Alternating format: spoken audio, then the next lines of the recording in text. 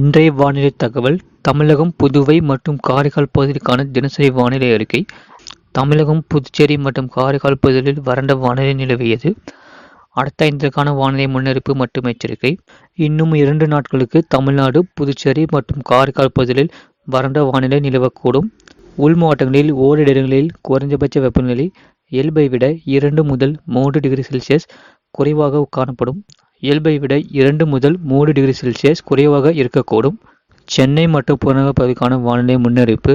அடுத்த 48 மணி நேரத்திற்கு வானம் ஓரளவு மேகமூட்டத்துடன் காணப்படும். அதிகாலை வேளையில் லேசான பனிமூட்டத்திற்கு வாய்ப்புள்ளது. அதிகபட்ச வெப்பநிலை 32 டிகிரி செல்சியஸ் மற்றும் குறைந்தபட்ச வெப்பநிலை 21 டிகிரி செல்சியஸ் அளவில் இருக்கக்கூடும்.